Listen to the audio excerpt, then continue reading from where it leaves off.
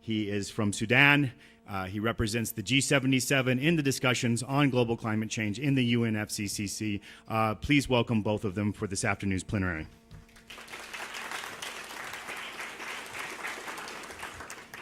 Ambassador Di-Aping, thank you so much for being here. First of all, you became a culture hero last year after last year's climate control conference in Copenhagen. It's a tongue twister also too, incidentally.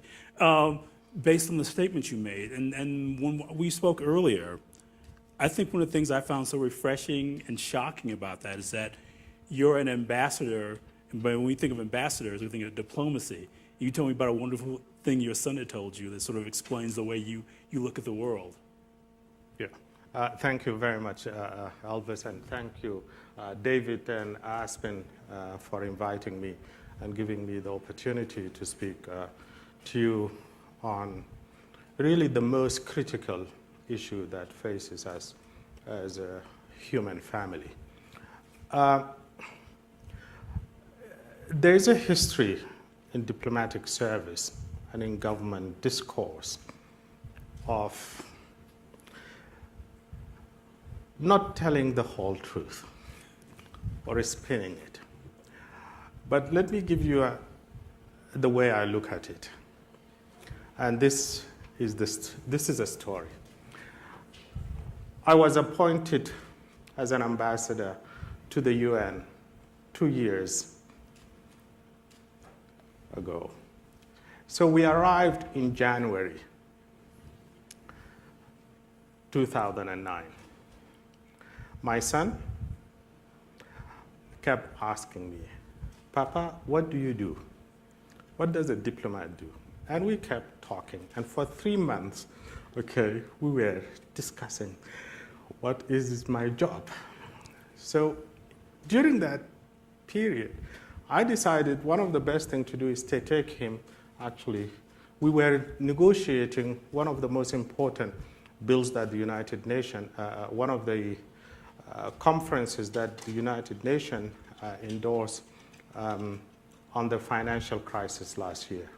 So I took him with me, and we sat in the negotiations over the weekends, etc. One day over the weekend, he then said something quite remarkable for somebody of his age.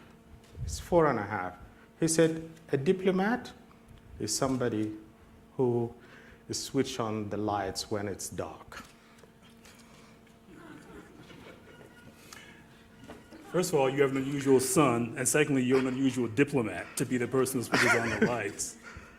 So I take it as my obligation that the facts and truth be told, and that decisions, policy has to be made based on the scientific evidence that is available to us.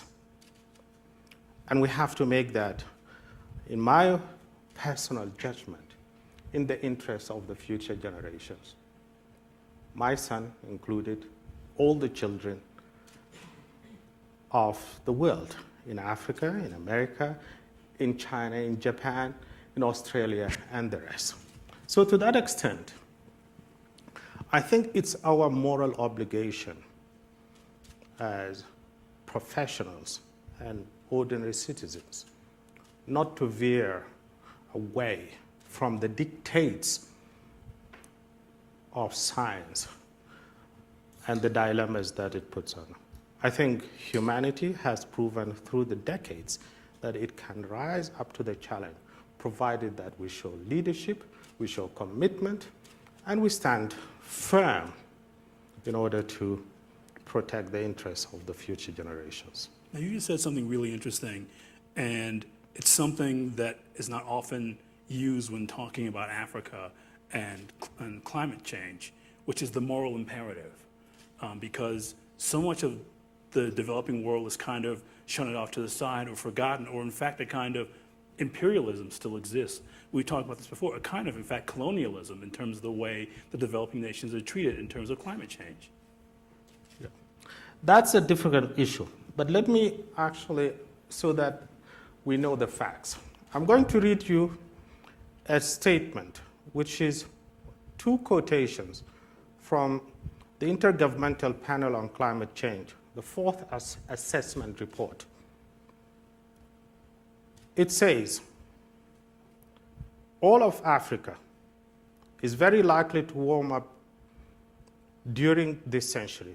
The warming is very likely to be larger than the global annual mean warming throughout the continent in all seasons, with drier subtropical regions warming more than the moister tropics. Page 866. Page 167.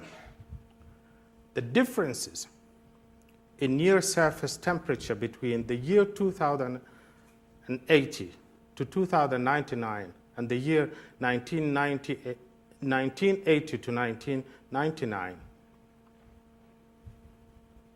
projections average over the West Africa, East Africa, South Africa, and Saharan subregions are the following. The Mediterranean coast is discussed in another page, and I'm just jumping. In all four regions of Africa and in all seasons, the median temperature increase lies between 3 degrees Celsius and 4 degrees Celsius, roughly 1.5 times the global mean response. What are the implications of that? I continue. The same report. Reduction in crop yields in some countries by as much as 50% by 2020. Increased water stress for 75 to 250 million people by 2020s and 350 to 600 million by 2050s. And the cost of adaptation to sea level rise of at least 5 to 10% of gross domestic product. Now, if 600 million people live under water stress, what does that mean? If crop yields, by 2020, drops by an average of 50%, if the real temperature under which we are going to live are 3.5 degrees Celsius, what have you done to Africa? And I don't want to get into the rhetorics, however you conceive of it. It simply means that Africa cannot survive. Under no circumstances can any group of people or a population survive massive droughts and water shortages at that level. It is this view, and I think Africa is simply one example. The second example, and it is the small island states, who will, unlike Africa, will be buried under sands, they will go under the sea level. Their economies will be destroyed. There will be massive immigration. You will see, not only from Mexico, that all Latin American countries are equally going to suffer from the same time. So the question becomes, why would policy decision makers in G8 choose an architecture of a 2 degrees Celsius that has such impacts on all these millions of people? And I have to say, one of the most distinguished writers of the fourth report is Dr. Jonathan Pershing, who serves as the deputy envoy of the US. And he actually went to the American Congress, I have to give him credit for that, and told the American Congress These are the facts. This is what will happen to Africa. But nobody listens. So it's well above and beyond colonialism and the rest. This is condemnation. And it's what motivated your remarks in Copenhagen, is it not? And that's why I said, I spoke of the moral values. You see, there's one thing that is significant about human being are his critical faculties, but more importantly, are his values, his ethics. If we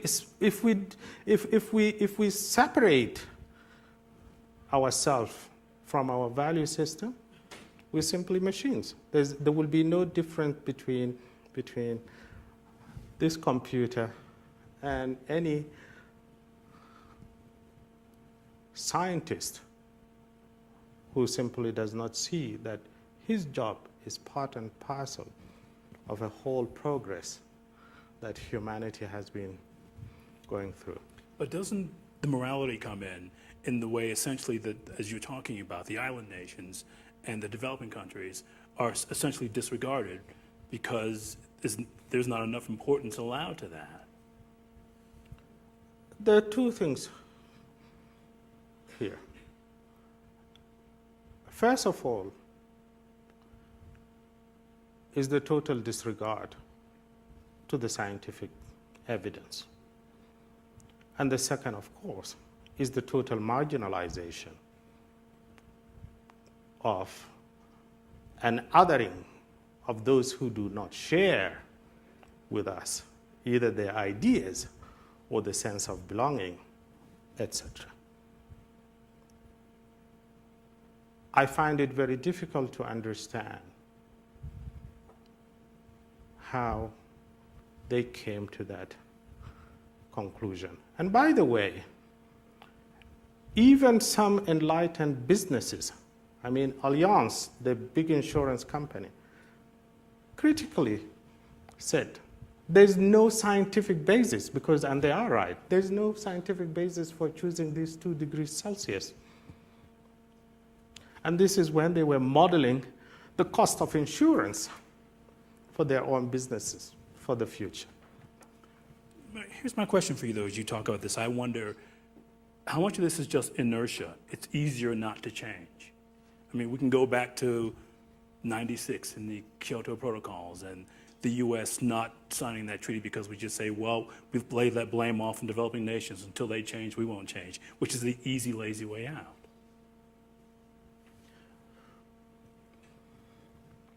Part of it is inertia, but part of it reflects a much deeper malaise. In the sense that the last 30 years gave birth to a dominant mindset, or call it ideology or perspective, in which rent-seeking and profit-making and competition became the key criteria for policy decision-making. Why do I say this? Because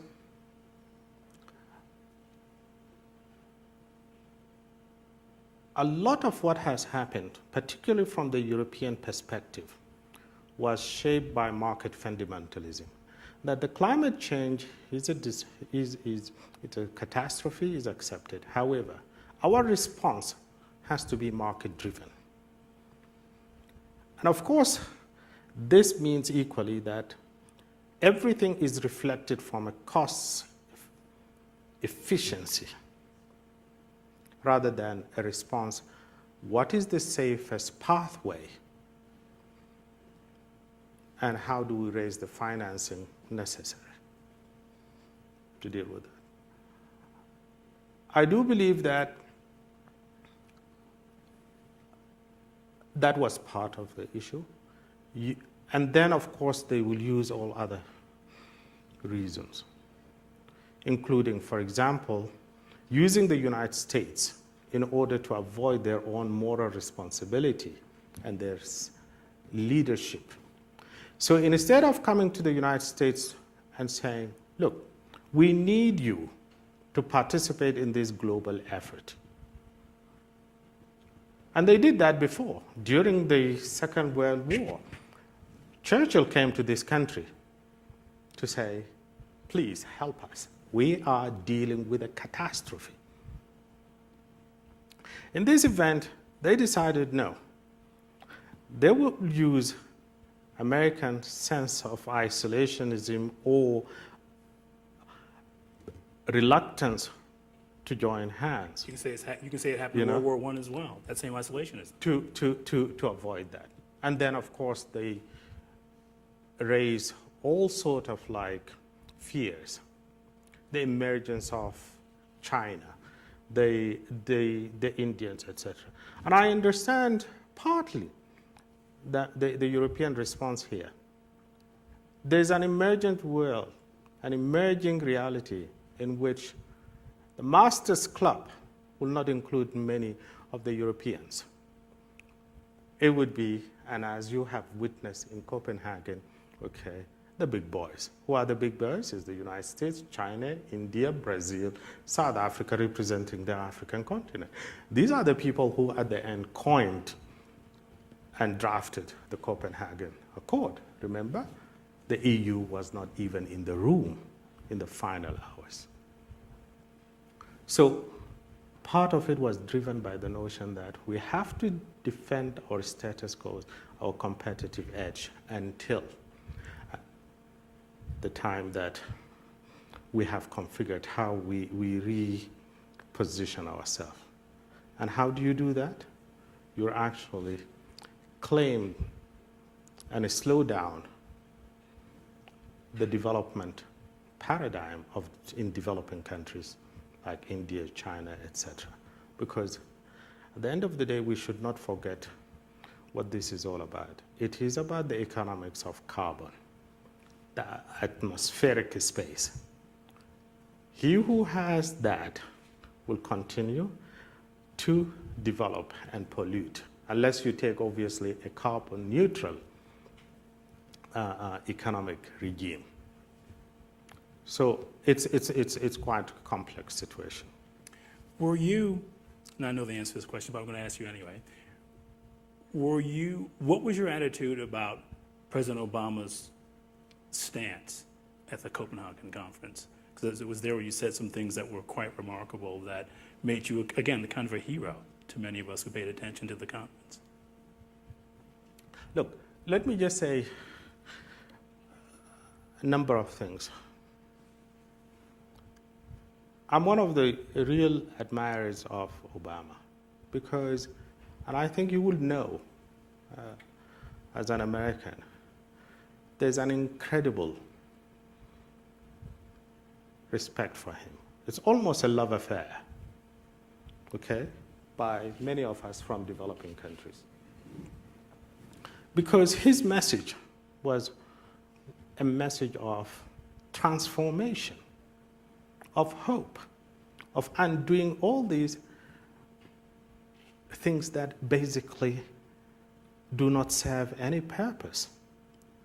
His message of multilateralism was one that we are one human family and we have to face the challenges that there's no way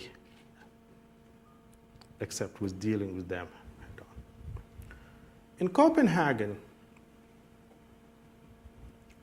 he came for 2 days and he left before the final session.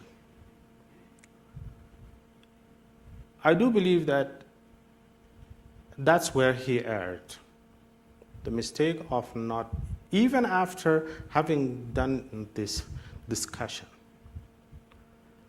what he should have done as the voice of multilateralism was to call all the heads of states who were present, and there were over 100 and plus and say, as heads of states, here is our effort. Agree or disagree with us. And let's try to find, agreement on that. He didn't do that, he left. And of course, that really made it very difficult for sovereign heads of state to simply rubber stamp an agreement that was not discussed with them. It's inconceivable if you think about it as an American citizen, if your president comes to you and say, okay, well, I went to this conference, X, Y, and Z countries were there, they coined this and they wrote this agreement, and here it is, please let's accept it. But I think the fundamental problem that the United States faces has to be the judgment of the team that advised him. How do you mean? I mean the following. Todd Stern and Madame Clinton would be the real architect of United States position. They have coined this concept, Stern-Miliband, of constraint. We are constrained, and therefore we cannot do much. The American constraint has two sides to it. The fear that the Congress will not accept any A fear that's been realized by climate change bill.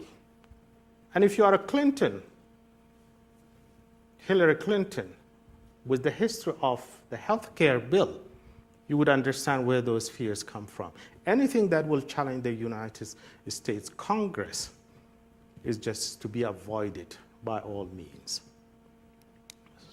So the first issue was supposed to be, how do we stand with regard to Kyoto Protocol? What is our response? Okay. The second problem, of course, is that this concept of constraints was basically about constraining China. In other words, we will do as little as China or as much as China. Okay.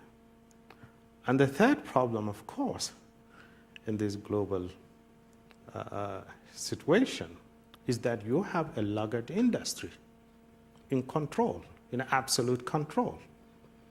And I think if you listen carefully to what Kevin Costner was saying yesterday, it tells you that the big boys do not want even many radical solutions that are really going to move us forward. Now, if you put this together and you put President Obama's instincts for an inclusive approach in which all have to agree, etc., then that's where you give an impetus to inertia.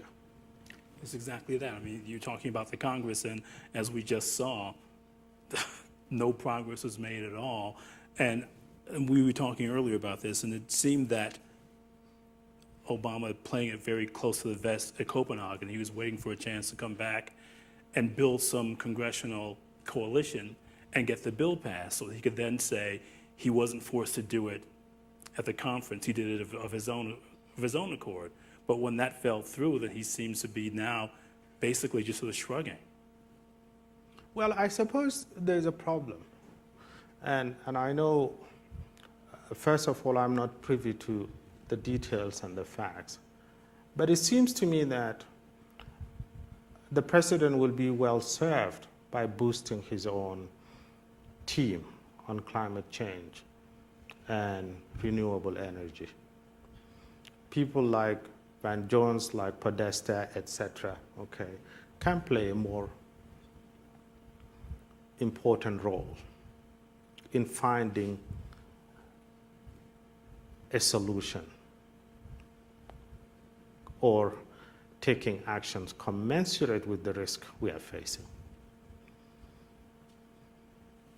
I feel that part of this is, again, just getting back to not only inertia, but a disregarding of developing nations. It's easy to, for example, pay attention when the crisis happens in the Gulf of Mexico with British Petroleum, but when there are fires in Nigeria and constant crises with drilling in Africa, no attention is paid to that whatsoever. It's that thing you were talking about before. If it's not happening here, then it doesn't seem to matter to Americans. Well, let me just think loudly. Think about the American administration response to Katrina. It was very slow. And this is something happening in this country. Let alone what is happening in Africa or what is happening in Asia or Latin America. Part of the isolationism created a situation where the history of the world is compartmentalized and is managed differently. And I'll give you the example of Shell in Africa, because these are simple facts. In Nigeria, Shell was pumping more than the 70% of the 2 million barrels a day in one region. In that region, a rebel movement was started, as you know. In their first public statements to challenge Shell, they said, "You have not built a single primary health care unit or primary school over the 30 or 40 years you've been operating here and creating staggering wealth."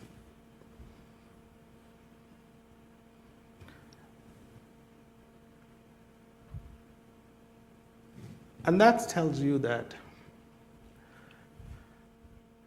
it's much easier in that environment to see a situation where things are avoided and hard facts are simply swept under the carpet.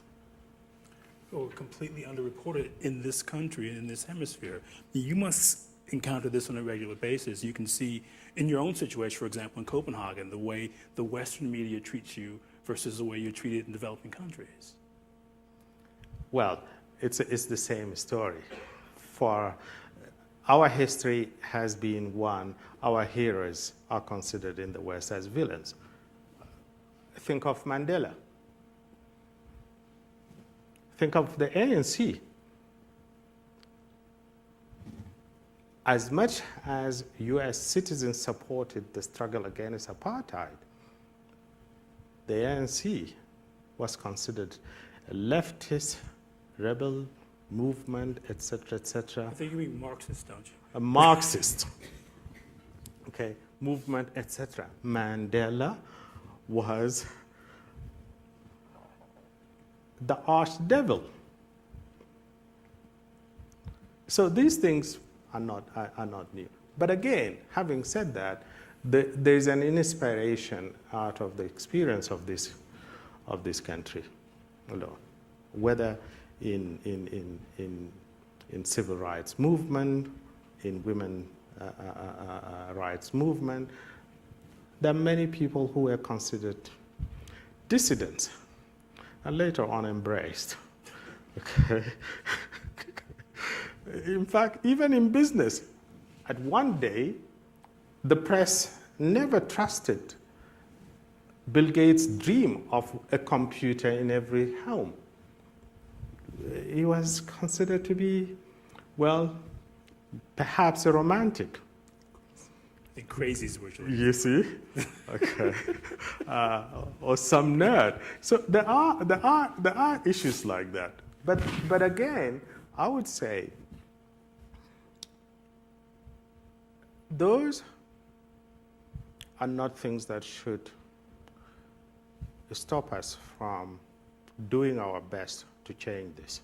Because we know, okay, as developing countries, okay, we have to dissent, protest, and everything, okay, to be heard. Sure. In fact, our own independence, our own dignity, our own humanity was not recognized easily. We had to fight for it. So I'm not surprised about all the tweets and all the what was happening. I mean, who's Lumumba at the end of the day to some of these big guys who thinks that they are arbiters of the truth? It's that thing too. It really gets back to inertia. It's easier to see something one way until you're forced to see it another way. And we can go back to Africa and look at the situation in Darfur. Clearly, years of climate change has forced a lot of the political situation in your own country. Absolutely. In Africa, climate change has been a source and will remain a source of conflicts and massive suffering. It happened in Rwanda, which is a story you all know, in southern Sudan, where I come from, and in Darfur. Remember, one of the reasons why southern Sudan, okay, took up arms in 1989, was actually what happened to the water resources in the south because of an attempt to build a canal which will take all the water northward. Okay? In fact, our chairman, John Garang, wrote his thesis in Iowa State University about the ecological disaster that South Sudan will enter. Of course, there are other reasons why we rebelled, including the imposition of the Sharia law, okay, and the fact that in Sudan, power has been the preserve of an elite that basically refused to share. So, and the unfortunate fact is that these are all things that many of the policy decision makers in the West know. Obama campaigned about Darfur.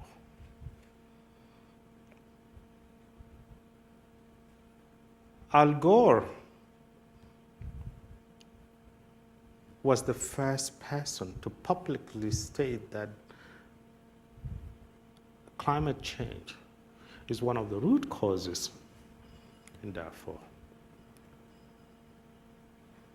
So it's simply a question of really making the wrong choices as far as the world is concerned. Well, it's interesting you talked about, too, the way that Africa is looked upon in the West. I mean, there is the issue, for example, going back to Copenhagen, of the way Zenawi's actions were depicted. Basically, him being painted as a villain, and it's got to be a much more complicated picture than that, has it not? Yeah, well, there's a very complicated picture of that. Prime Minister Zenawi was the spokesman for the African statesmen and the heads of states, and he's now serving as the lead negotiator. The mistakes that the African Union made then were to accept the conventional wisdom that was being advocated by the European community without looking at the facts. And that's why there was a gap between our positions as negotiators, technical negotiators, and what some of the heads of states were saying. The complexity, of course, is that given the fact that African states are weak states, they can be coerced easily. Let me just not shy away from saying this. Many of the African countries that have associated with the Copenhagen Accord associated under duress. Some were threatened by withdrawal of finance, budgetary finance. Now, think about it. If you're heads of states and you're not going to be able to pay salaries for the public sector, including your army and the police, etc., what becomes of that country?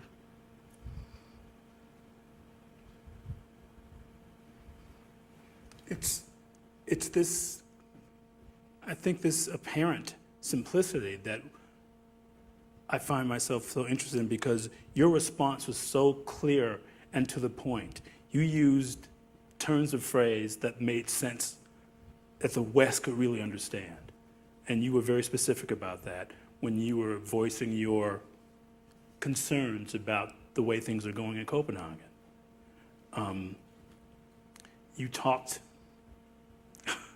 You used the phrase, you brought the phrase 6 million because you knew what a loaded and powerful phrase that would be, and that would make people pay attention.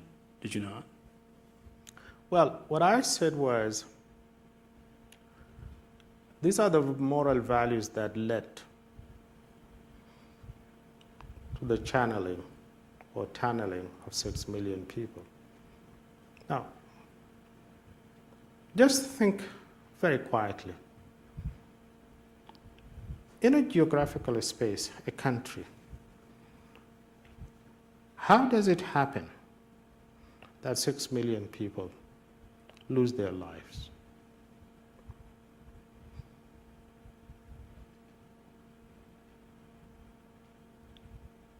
As we speak today, there are 350,000 people dying annually because of climate change. As we speak today, okay, there's massive suffering all over developing countries. When we were negotiating in Barcelona and in Bangkok, Philippines was disappearing underwater, etc. What I tried to bring to the attention of policy decision makers and world leaders, that the world is one unit, it's inseparable. The mistakes of the past should not be repeated. Through inaction, a little response, which is basically maybe provide a photo opportunity, but does not address the real issues. But there were those in Copenhagen who were working to make a difference and who were forced out, such as Thomas Becker. Well, Thomas Becker was, in my opinion, was booted out in order to allow this type of Copenhagen approach. My honest opinion is that Thomas Becker was of the opinion that we have to have an equitable and a just outcome. An outcome that is commensurate to the risk we are facing. But of course, you know what happened to him. And again, most of the reports you would hear in the media made it sound like it was due to some kind of financial malfeasance. There's some possibility of embezzlement or misapplication of funds rather than being a much deeper issue, because clearly he was responsible for making all this happen, bring this to Copenhagen in the first place. Well, you know how things are manipulated through the media. Manipulation.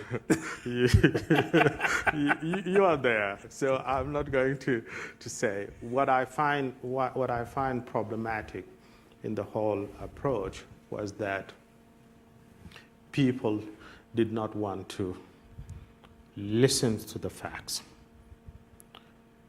And let me just tell you your own government, because these are the facts. And I'm going to give you a simple scenario of something that... Yeah, Elvis. Yes, please.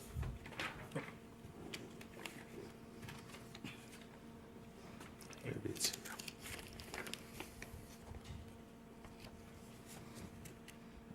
This is a Stanford University report,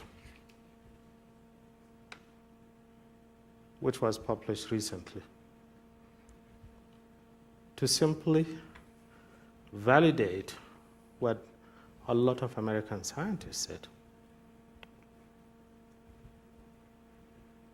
It says, an intense heat wave equal to the longest on record from 1951 to 1999 is likely to occur as many as 5 times between 2020 and 2029 over the areas of western and central United States. The 2030s are projected to be even hotter. The occurrence of the longest historical heat wave further intensifies in the 2030s and 2039 period, including greater than 5 occurrences per decade over as much of the western US and greater than 3 exceedances per decade over much of eastern US. The report goes on.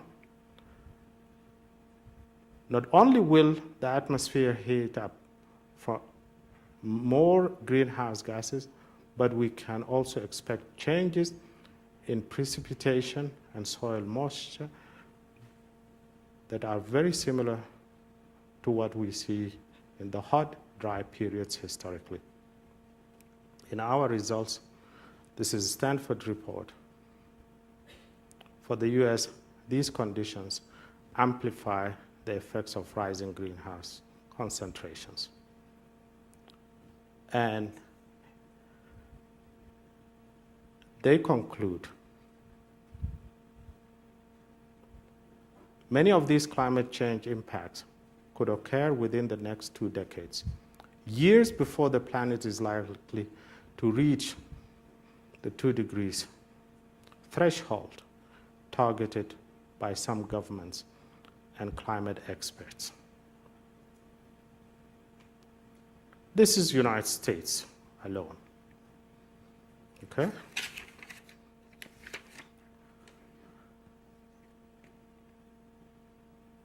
The conclusion of the report, our results suggest that limiting global warming to 2 degrees Celsius does not guarantee that there won't be damaging impacts from climate change. And we are talking simply about the US. The important thing about the US is that it has ability to respond relative to many other developing countries. You were able to put down $30 billion just in Katrina, as a response to Katrina. And as much as you might think that is not, okay, is little, many of us live under $2 a day. In fact, the majority of developing countries' populace.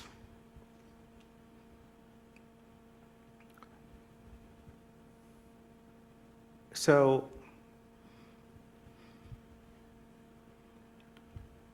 these are the facts. But you also have made clear, too, that the money is not enough because, as you were saying, the U.S. offer of money just came with nothing else, just no attempt to institute a program, no attempt to sort of basically lead the way to do what we would expect.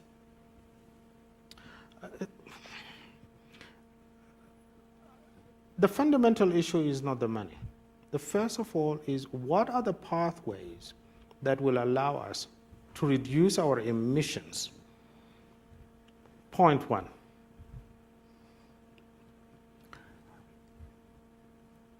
Article 2 of the Convention on Climate Change is about limiting the dangerous impact of the greenhouse gases on the planet. So you cannot start by saying, okay, here is some money. That's not a solution. It's like an insurance man coming to you and saying, okay, look, burnt your house, but you know, there will be some money.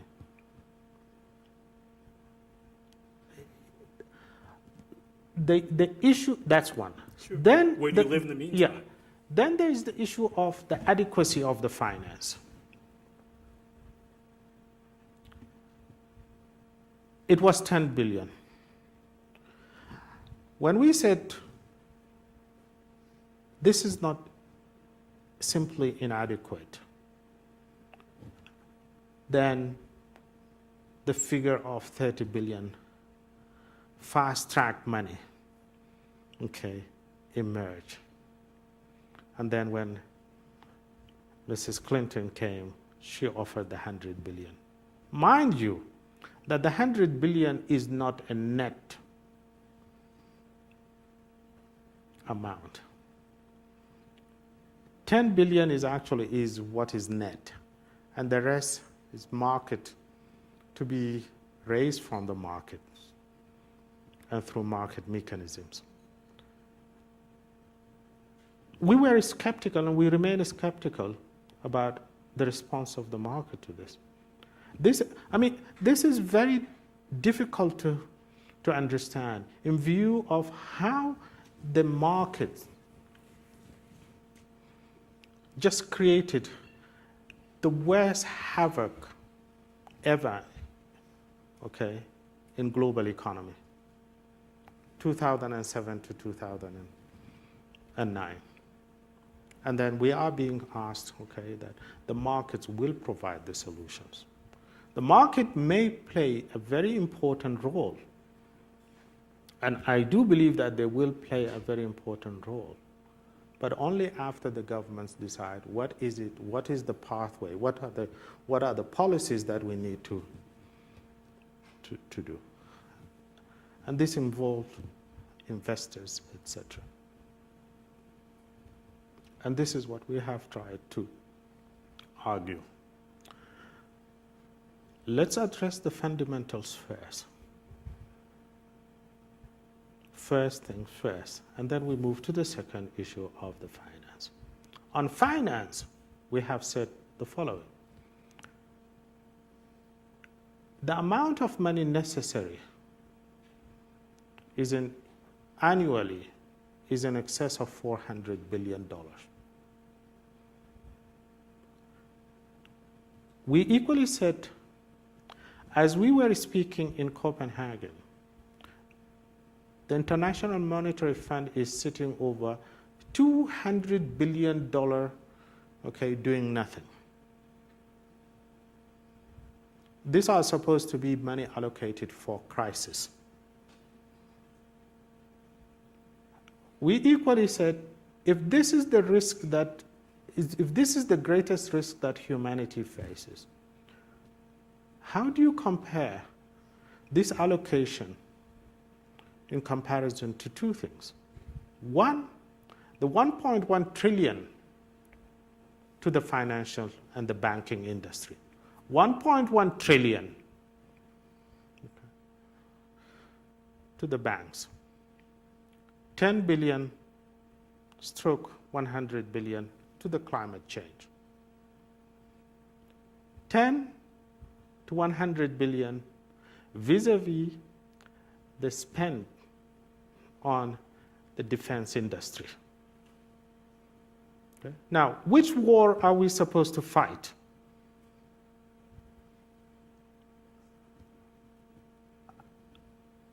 I remember very well in one of these meetings where President Obama, Gordon Brown, was present. President Lula said, I actually do not understand how you measure the finance necessary as a response. Because Lula said,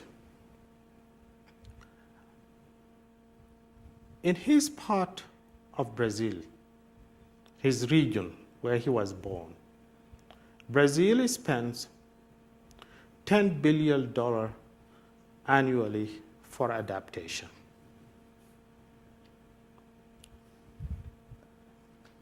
Brazil, of course, spends 10% of its GDP on climate change, okay? Basically, renewables, infrastructure, all the rest. He said, how can we justify a $10 billion or $100 billion as the kind of assistance that we are going to give, okay, to developing countries? I can fully understand if you argue that those of us from developing countries that have some money to contribute, but I do not understand that allocation. I'm so glad you brought this up because we talked about this earlier. And for you, Lula is the example. He is the politician who is best using his resources to combat climate control. Think about it. Of course, Lula for me is a multitude of things. First of all, okay, single-handedly built the Brazilian Fund for Africa in recognition of the historical ties between Africa and Brazil. And we've seen a corresponding shift in the elected officials in Brazil as a result. Lula comes from a working class background. The people that we never factor seems in these glorified, rarefied environments into policies and decisions. Okay. Lula equally has started a transformation of the Brazilian economy.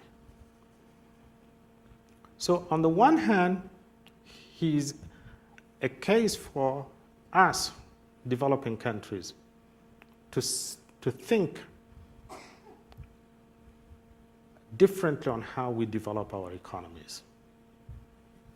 He's equally a bright case, an example of how he launched the transformation of Brazilian economy towards a more carbon-free economy. And in less than a decade. And in less than a decade, using democracy. Yes. Okay, going to his Congress, going to his trade unions, to his students, to all sectors of the Brazilian society, and convincing some of the most conservative that this is the right course of action. That's a really incredible sense of leadership. It's also, though, I have to defend America a little bit here. There's kind of a freedom he has where he doesn't have to rely on another legislative body. He can be a catalyst in a way that Obama the president, unfortunately, has chosen not to be. I mean, obviously, in the case of healthcare, he pushed that through. And the unfortunate thing is, rather than be the kind of real momentum that Lula is, he's chosen to be a coalition builder. Well, let me just say the following about the United States. I think people really underestimate American ability to respond to challenges and to actually bring up the leadership when necessary. And I think this is what is going to happen. And I really hope that what will happen in the future. I mean, when you think about your own history from the colonial days to today, it's a meditation against adversity, against all sort of differences and difficulties. So the idea that there is a very strong strangle or stronghold by a certain sector does not mean that the United States will not be able to move. What I do believe it's a problem is that there is no momentum yet built. There are no many voices for change. And I just think about the majority of scientists. They still think that their work is in the labs. They cannot push policies. Think about many other. But at the end of the day, United States, I have a faith that it will respond. And it will find the leadership.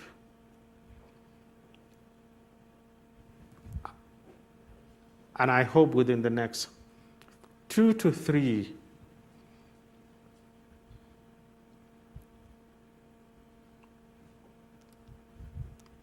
congressional elections, there will emerge leaders in the Congress who actually believe in the cause for transformation. Well, I have faith we probably have some questions out here. That's what we call a segue here in the media world. Is there a microphone around that you raise your hand, you have a question? We can get a microphone to you. Okay. We have 2 microphones. Is there a question? Good, yes. Oh, we good, yes. I was trying to motion you. There's a question, pink shirt.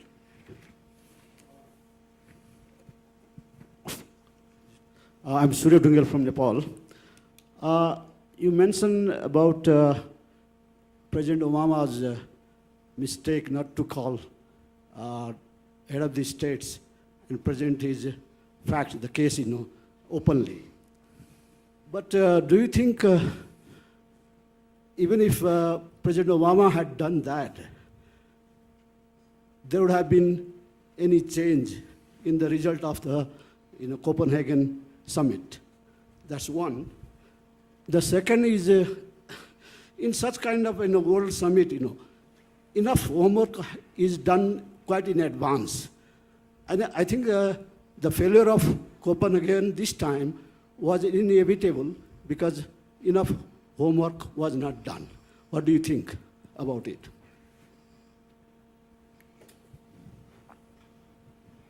Thank you. I think your second point is actually the clue to what went wrong in Copenhagen.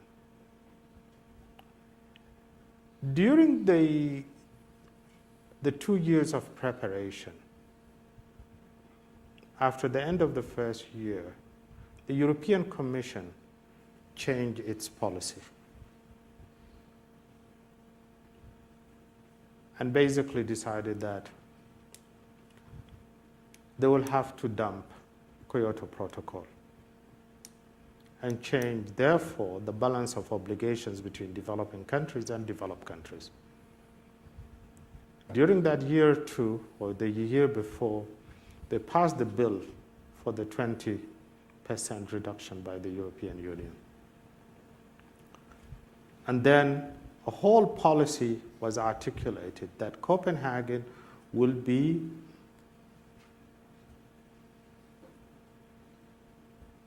an opportunity to coin the so-called historic political agreement. This is when the gaps between developing countries and Annex I countries started. What happened following that development?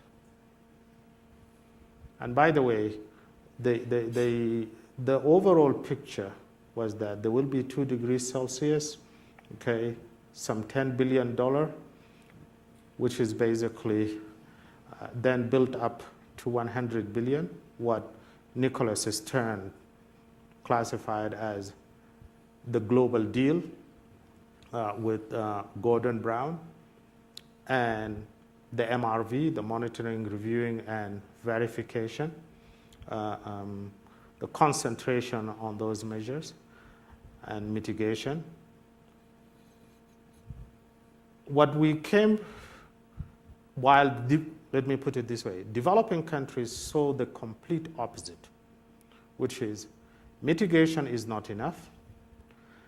The global deal for reductions based on 2 degrees Celsius is too little and will, as I have said, will expose us to serious damage. We equally disagreed with the notion of a historical political agreement, because political agreements are not binding. They are as good as any rhetoric.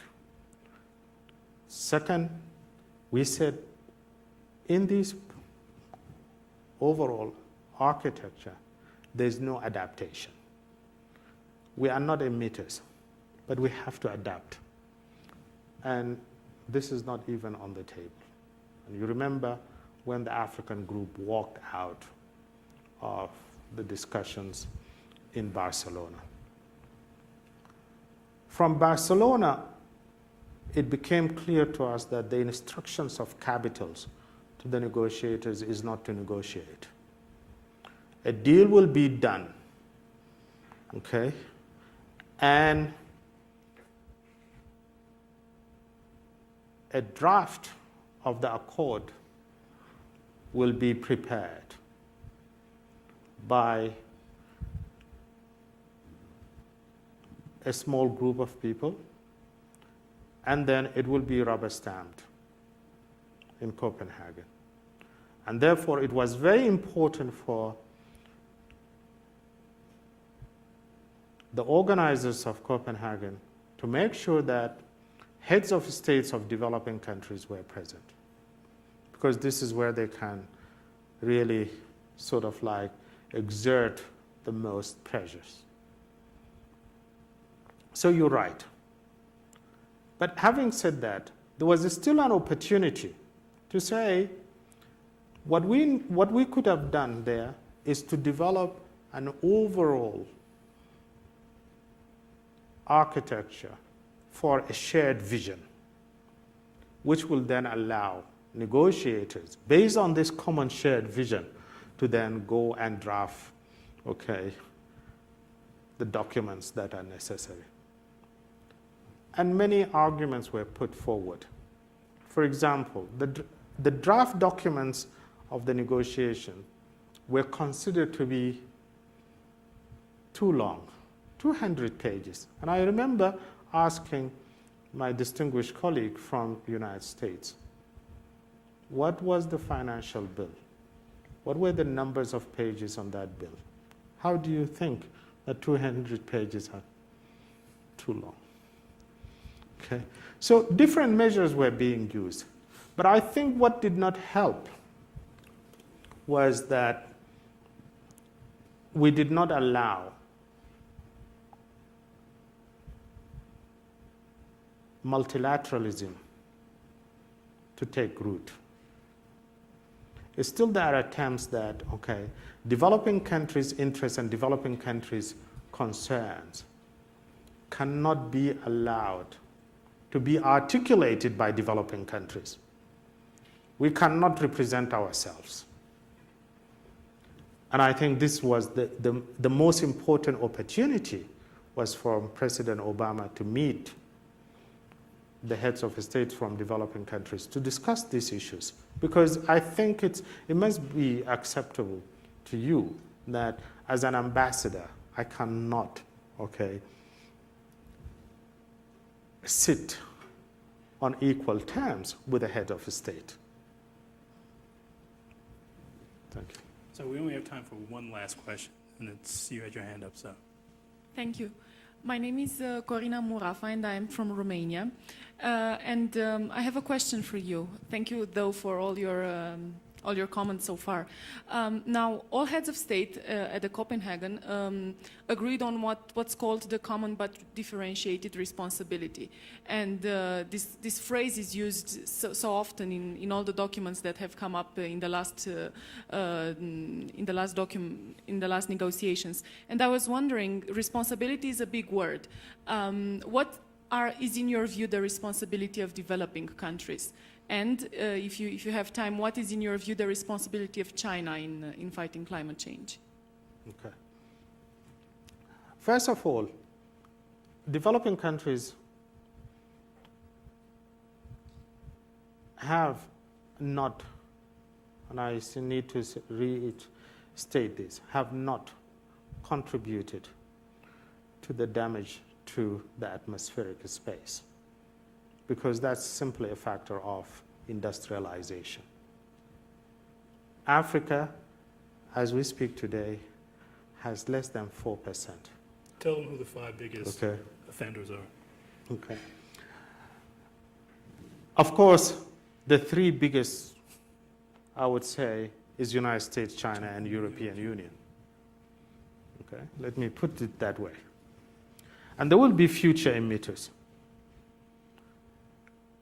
Developing countries have 2 obligations and 2 rights. First of all, a fundamental right to survive. And the second, a fundamental right to develop. The question, how do you do that? By choosing a pathway for reductions of emissions and a pathway for development, okay, that is not destructive. What does that, how do you achieve that? You have to transfer technologies that are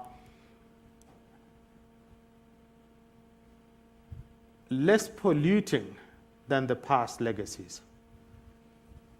Now, so our responsibilities is not to enter into a development pathway that actually help the deterioration of the environment. To do that, we need a transfer of technology. And that's why in those talks, the issue of transfer of technology was very important. Now, let me then address China, because this is a very important issue. My perspective on China is the following.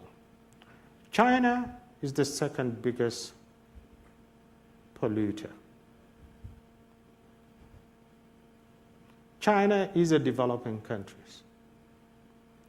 United States and China, if allowed to produce an environmental bill, it will be a catastrophe to the world, to put it very clear. And that's one of the reasons why I said very clearly in Copenhagen that basic countries will regret the Copenhagen Agreement, because basically it was really an agreement between China and United States. Do nothing, effectively. How do we bring China to contribute? Through periods of commitments. There must be a threshold at one point of carbon emission level where any developing countries, when it reaches that, it has to start to go down. Otherwise, you are saying China will not be, should not contribute. It is taking, it must take, and it should take, and it has been taking actions towards that. As you know very well, as we speak today, China has committed over $738 billion on investment on renewable energy alone. So the contribution of developing countries has to factor in their development needs. I hope that's an answer to your question. I'm sorry we're out of time. I could listen to this man talk all day. I want to thank Aspen for putting Elvis and Lumumba on the same stage together.